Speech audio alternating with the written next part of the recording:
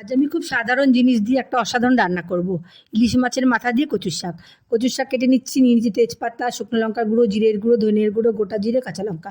কচুর শাক ধুয়ে পরিষ্কার করে নিয়ে লবণ আর হলুদ দিয়ে প্রেশার কুকারে 3টে সিটি দিয়ে নেব। এবার সেদ্ধ হয়ে গেলে জল ঝরিয়ে রাখবো।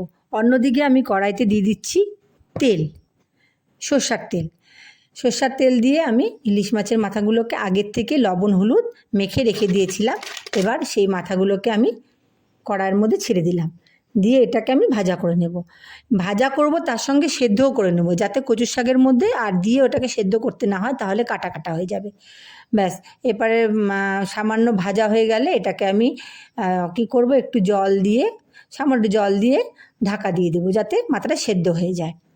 বাজারে যখন আমাদের ইলিশ মাছ কেনা হয়, সবার প্রথমে তার সঙ্গে কচুর শাকই কেনা হয়, কারণ কচুর শাকটাই হলো সবচেয়ে বেশি টেস্ট লাগে ইলিশ মাছের মাথা দিয়ে। আর এই রান্নাটা যদি হয়, এত সুন্দর গন্ধ, এত সুন্দর স্বাদ, যেটা দিয়ে সব ভাত খাওয়া যায়। ইলিশ মাছের মাথা আমার ভাজা হয়ে গেছে, আমি তুলে নিলাম।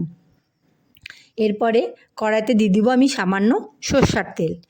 তারপরে তার মধ্যে দিয়ে দিচ্ছি আমি একটুখানি জিরে ফোড়ন, আর দিয়ে দেবো একটা তেজপাতা ফোড়ন।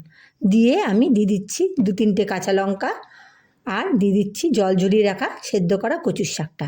দিয়ে ভালো করে নাড়তে থাকবো যতক্ষণ না পর্যন্ত কচুর শাকের জলটা শুকিয়ে যায়। দিয়ে দিচ্ছি ধনের গুঁড়ো আর জিরের গুঁড়ো। দিয়ে দেবো একটু লঙ্কার গুঁড়ো। লঙ্কার গুঁড়োটা আপনাদের ইচ্ছা মতো নাও দিতে পারেন। দিয়ে ভাজতেই থাকবো। ভাজতে ভাজতে দেখবেন জলটা একসময় শুকিয়ে গেছে। দিয়ে দিচ্ছি হলুদ আর লবণ, আর দিয়ে দেবো সামান্য একটুখানি চিনি। এটাও আপনারা ইচ্ছা করলে স্কিপ করতে পারেন। দিয়ে এবার দেখেন ভাজতে ভাজতে পুরো জলটা শুকিয়ে এতটুকু হয়ে গেল। কতটা কচুর শাক দিয়ে দিচ্ছি, ইলিশ মাছের মাথা, ওটাতে সেদ্ধ করা ভাজা দুটোই করা ছিল, জাস্ট একটুখানি মিশিয়ে দেব, আমার হয়ে গেল কচুর শাক তৈরি। খুবই ভালো লাগে খেতে, গরম ভাতের সাথে ইলিশ মাছের মাথা দিয়ে কচুর শাক একদম ফাটাফাটি। কেমন লাগলো রান্নাটা? যদি ভালো লাগে একবার করে খাবেন, আর ভালো লাগলে আমার রান্নাটাকে লাইক, শেয়ার ও সাবস্ক্রাইব করতে একদম ভুলবেন না।